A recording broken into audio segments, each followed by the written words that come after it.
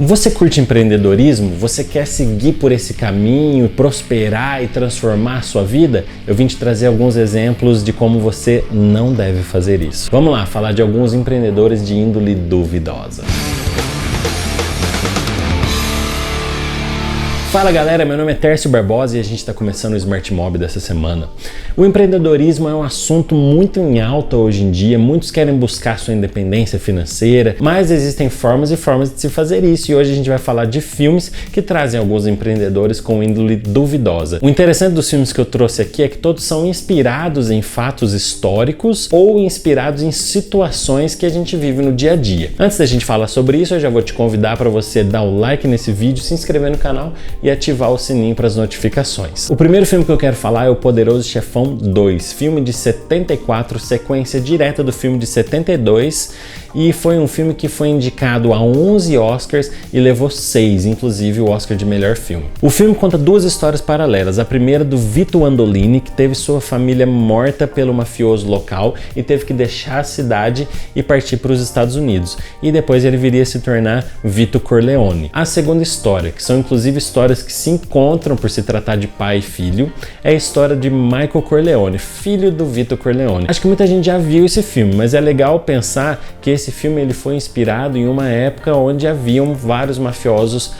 italianos ali nos Estados Unidos. Inclusive meu pai morou nos Estados Unidos, ele conta que direto ele via no noticiário algum chefão da máfia sendo preso. O filme cria um contraponto muito legal entre o Vito Corleone e seu filho Michael Corleone e do que é valorizado por cada um. A história conta principalmente o crescimento do Vito Corleone e a expansão de Michael Corleone, enquanto os valores de cada um são bem diferentes. Vito Corleone de um lado inicia sua carreira e conhece o mafioso Don Fanucci, que é um mafioso que cobrava uma porcentagem dos lucros dos comerciantes dali daquela região. Vito Corleone, até então um trabalhador comum, não se conforma com isso e ele acaba matando Don Fanucci, e ele começa a crescer e a expandir os seus negócios, e ao contrário de Don Fanucci, ele começa a cuidar do povo daquela região e começa a ser valorizado por eles inclusive. Já Michael Corleone já é um empresário mais estabelecido, mais maduro, com visão e que deseja expandir os seus negócios a qualquer custo. Como parte do seu planejamento de expansão, ele investe no ramo de entretenimento e lazer e quer expandir para a região de Las Vegas e Havana. Só que nessa jornada ele começa a eliminar tudo que está no seu caminho e fazendo de seus inimigos mais inimigos ainda e perdendo muitos amigos que estavam perto dele, sobrando poucas pessoas à sua volta. Ao contrário de Vito Corleone, que valorizava a família e manteve muita gente perto dele, inclusive amigos ajudando e trabalhando juntos. O próximo filme é o filme Scarface, que tem o mesmo ator, que é o Al Pacino. É muito legal ver a diferença dos dois personagens, do Michael Corleone e do Tony Montana. É interessante que parece que não é o mesmo ator. Se você comparar as cenas iniciais dos dois filmes, cara, são duas pessoas totalmente diferentes. O Scarface tem um fato interessante, porque ele é inspirado numa situação que realmente aconteceu. Inclusive mostra isso lá no começo do filme. O filme mostra imagens reais da imigração do povo de Cuba para os Estados Unidos. Essa imigração foi conhecida como o Êxodo de Mariel, onde muitas pessoas deixaram o porto de Mariel em Cuba, aproximadamente 125 mil pessoas. E dentro dessas 125 mil pessoas, 25 mil tinham antecedentes criminais. Ficou claro que o Fidel Castro aproveitou o discurso do presidente Jimmy Carter dos Estados Unidos, vendendo o sonho de liberdade, vendendo aquele tão famoso sonho americano para os cubanos, e aí Fidel Castro aproveitou e começou a esvaziar suas cadeias e mandar muitas pessoas com histórico criminal. Isso tudo mostra no começo do filme, e dentre essas 25 mil pessoas com antecedentes criminais estava o personagem fictício Antônio Montana, o famoso Tony Montana, que é o personagem do Al Pacino. Tony Montana começa a enxergar algumas oportunidades, um tanto quanto duvidosas, e aí quando ele elimina o foragido Emílio Rebenga, um antigo aliado de Fidel Castro, é onde ele consegue adquirir o green card e ter passe livre para morar nos Estados Unidos. E aí, depois de descascar muita cebola e quase ser morto dentro de uma banheira, ele enxerga uma oportunidade dentro do mundo do tráfico de cocaína. E aí ele começa a eliminar seus inimigos com a visão de expandir o negócio e ampliar a distribuição de cocaína naquela região.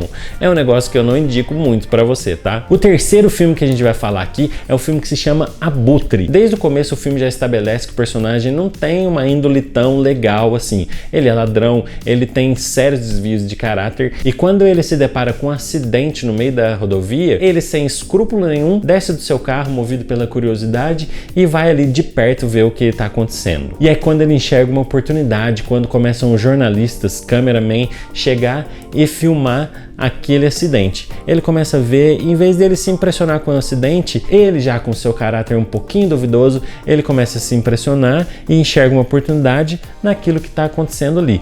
Não que enxergar a oportunidade seja ruim, mas a forma com que acontece é um pouco estranha. Então ele entende que se ele comprar um rádio de polícia e uma câmera, ele pode se tornar um jornalista e começar a fazer captação de imagens e vender essas imagens para emissoras. O filme ele já cria uma crítica aí logo de começo, porque até então a gente está falando do empreendedor que viu uma oportunidade e aí ele tomou um rumo um pouco duvidoso de explorar acidentes, explorar cenas que supostamente não devem ser exibidas na televisão. Mas quando ele vai mostrar essas cenas, quando ele mostra para a apresentadora de um programa local, a apresentadora chama o diretor do programa, o diretor vira para o apresentador e fala: você vai exibir isso? As pessoas ainda vão estar tomando café da manhã. E então ela responde: mas elas vão comentar isso na hora que elas chegarem no trabalho. Isso levanta uma discussão que muitas pessoas, a maioria da sociedade, condena esse tipo de jornalismo sensacionalista, mas a maioria das pessoas consome e acaba conversando sobre isso e faz daquilo uma fofoca comum no seu dia de trabalho. O filme cria todo esse debate sobre a ética, sobre até onde você pode ir para explorar uma situação e tirar proveito daquilo, e ele mostra também como acontece a expansão de um simples negócio para se tornar um negócio poderosíssimo. O quarto filme é um filme muito recente, é um filme da Netflix que se chama Tigre Branco. O filme mostra de uma maneira muito próxima a desigualdade social que acontece na Índia. Essa desigualdade ela é mostrada no filme, explorando alguns locais da Índia, como ela também é explorada na relação entre um motorista e o seu patrão. Patrão esse que tenta ser humilde, mas que não consegue deixar sua arrogância. Bauran, que é o nosso personagem principal e o motorista, inconformado com a vida que ele está levando na Índia junto com a sua família, ele procura uma oportunidade de crescer. É quando ele consegue um emprego de motorista do homem que era praticamente o chefão da aldeia que ele vivia. O filme estabelece duas castas, a casta alta e a casta baixa, ou seja, os ricos e os pobres. E tentando crescer, Bauran, que é da casta baixa, ele acaba se deparando com algumas limitações psicológicas e sociais, e o caminho do crescimento, por mais que ele tome alguns atalhos desonestos ali, esse caminho acaba se tornando muito difícil e ao longo do filme você vai vendo esse caminho cada vez mais distante. O filme explora esse crescimento de uma forma bem lenta. O ritmo do filme é excelente, porém você só vai ver o crescimento do personagem quase no final do filme. Isso não é um spoiler porque desde o começo a gente já sabe que o Bauran se tornou um empresário rico. E como ele faz isso, que é o que a gente vê no filme. É a jornada e muitas vezes tomando atalhos não muito legais que fazem com que sua índole seja um pouco duvidosa. É isso aí, você que gosta de empreendedorismo, você gostou desse vídeo, tem outro vídeo aqui no canal falando sobre empreendedorismo. Eu espero que você tenha gostado e espero que você tome os rumos certos para ser um empreendedor. Mais uma vez eu te peço, dá o like nesse vídeo, se inscreve no canal e ativa o sininho para as notificações e a gente se vê no próximo vídeo semana que vem. Esse é o Smart Mob, valeu!